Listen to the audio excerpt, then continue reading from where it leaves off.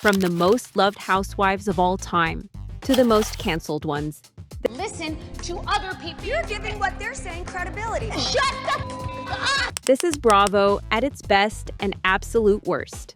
Let's start with the fan favorite nobody can hate, or at least not for long, Nene Leakes.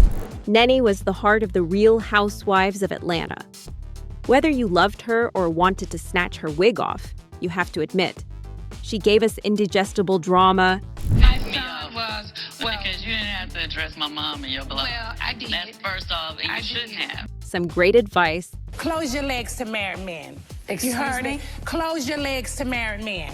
and more memes than your camera roll knows what to do with. Said to me later, you know what? She was so nasty and so rude that I don't ever bring anybody around me like that. So nasty. And that's what happened. So rude. So nasty and so rude. You could write a novel-length joke book off her catchphrases alone. She's going to high school, and she has a boyfriend. A boyfriend? His name is Arthur. You cannot tell me she hasn't got the audience screaming every time she appears on screen. I mean, look at her talk. I would never, ever put my hands on somebody. Oh, really? Never! Is your wig squeezing your brain too tight, heifer? But she wasn't just menace and mugshots. Nene gave us real stories, reuniting with her father, struggles as a mom, Greg's cancer journey, her own divorce and remarriage, and even her Broadway and Glee era.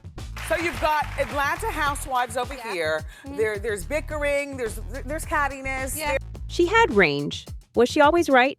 Hell no. Let's just say her final season was a lot. You are late. Hi, Nene. Hey, bitch. You look fabulous. And when things with Bravo soured, she gave a shoulder so cold it left them with wondering what even happened.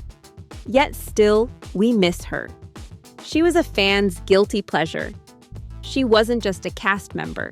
She was the most quotable housewife of the entire franchise, and she is needed back urgently.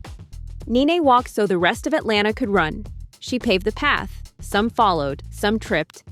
But now, let's talk about one of Bravo's biggest disasters, Porsha Williams. Porsha is one of the most polarizing figures in Bravo history. You either love her or hate her, no in between. For every bring back Porsha tweet, there's someone screaming, for what? To lie and throw hands? Her early seasons gave us lighthearted confusion. You don't mention someone's children, period, and your injured son and your whole daughter. But damn, did the charm fade fast? By season 6, Porsha had Kenya by the scalp on national television.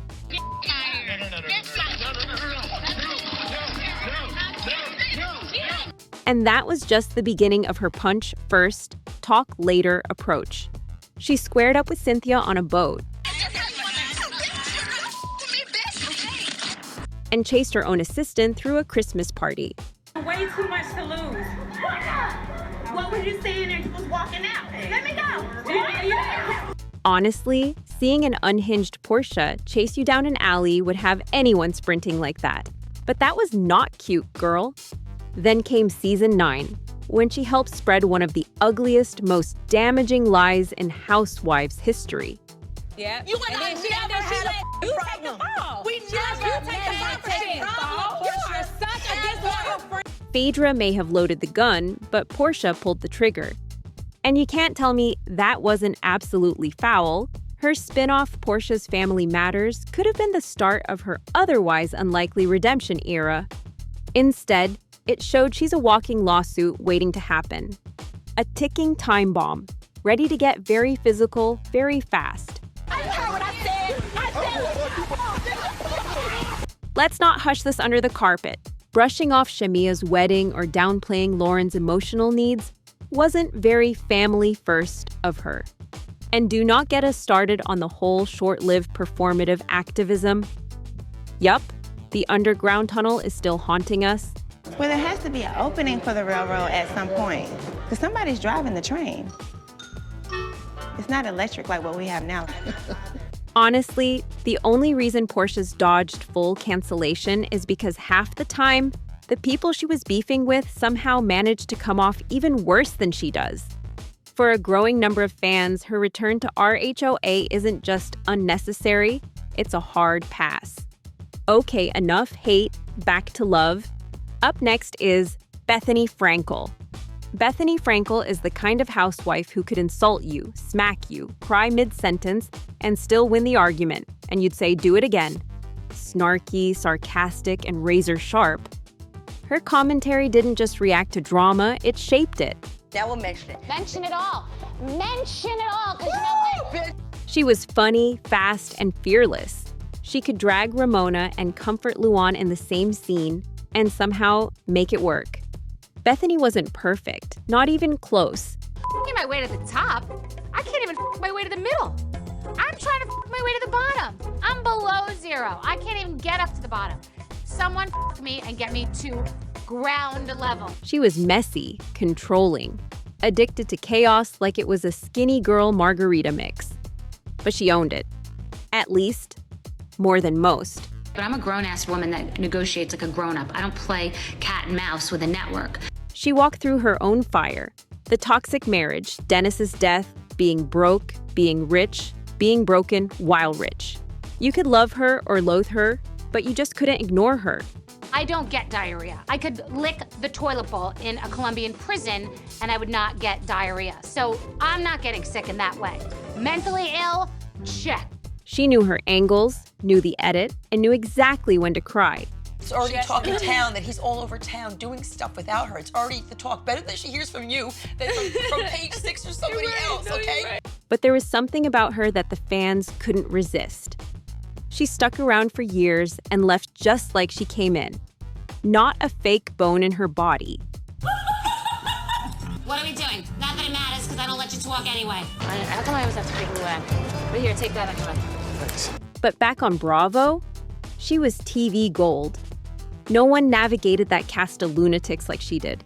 Ramona attempting to embarrass me through my daughter, who's in first grade, is even low for Ramona, which is a new low, because Ramona low is low already. Bethany wasn't just a housewife. She was a walking tagline. And she earned her place at the table even if she flipped it over on the way out. Bethany brought brains and bite. Larsa brought promise rings, and well, you'll see. From the streets of Manhattan to the penthouses of Miami, here's how to do reality TV wrong. Larsa Pippen. If there's one housewife who manages to make every scene about her, even when someone else has literal cancer, it's this one. She's the perfect high school mean girl, except she's 50. Trying to come off as getting action in bed, living for the male gaze, and overall being a very crappy girl's girl. You know, mean girl things. And don't get me started on her boyfriend. You are 50. You need to grow up because you throwing a party for your man after 5 days. Don't hate on our love. Give me a break. Promise rings at this age?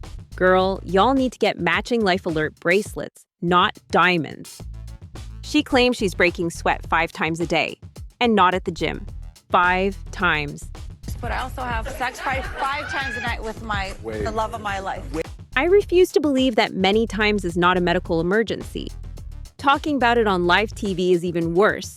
It can't get any more pick-me than this. But Larsa somehow makes it happen, weaponizing Gertie's cancer diagnosis against her. I have breast cancer.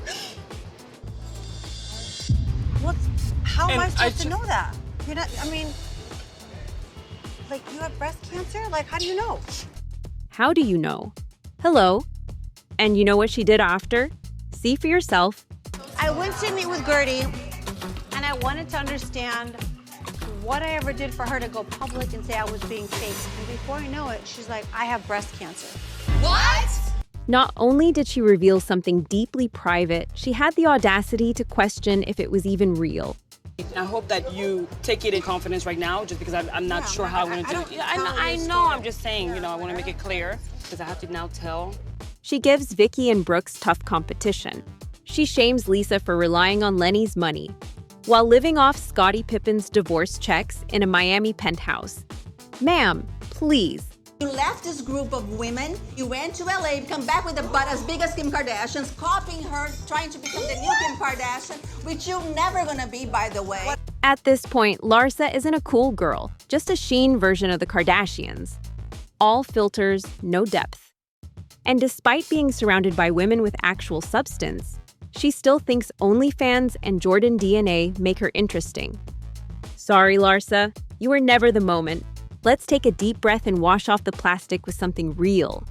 Garcelle Beauvais is a breath of fresh air, a reminder that you can call people out without losing your dignity. Another fan favorite here's Garcelle Beauvais. Garcelle Beauvais is what you get when grace meets glamour and adds a side of "don't test me." She doesn't raise her voice. She raises the bar. Mother of a daughter, I wouldn't do that. Wouldn't do what? Dancing, nearly naked. I don't understand that dancing thing. Yes. Well, that's not for you to understand. I'm talking to her. Hollywood resume, check. Flawless face card, never declines. But what really sets her apart? The fact that she can speak up without tearing anyone down. You're right. Yeah.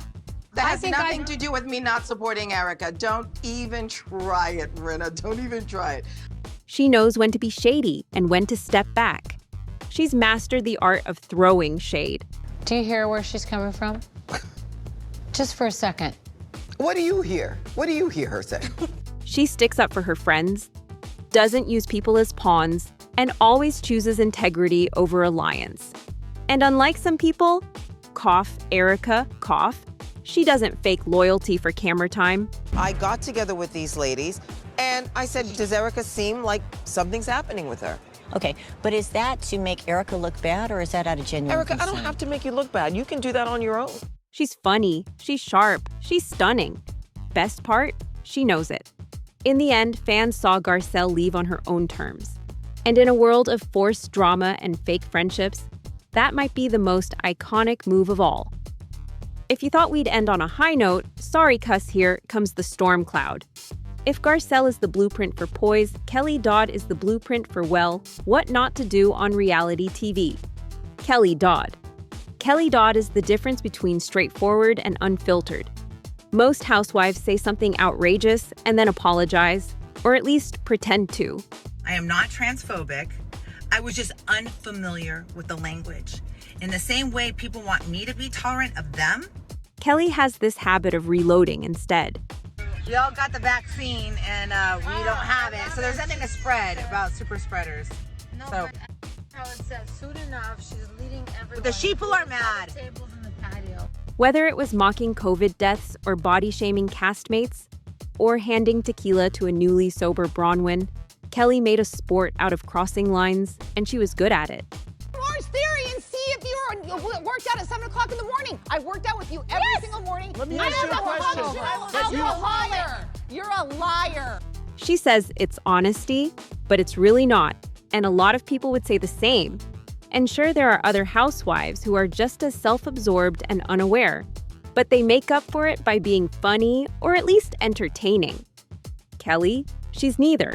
Unless you count her mental breakdown on Scary Island as entertaining. I feel like you're trying to kill me every night, and I threw up. She's paranoid. The night before I came. Because I don't want to be a part of this. Go to sleep. Go to sleep. You're crazy. You know it's bad when marrying a Fox News contributor isn't even the most controversial thing about you.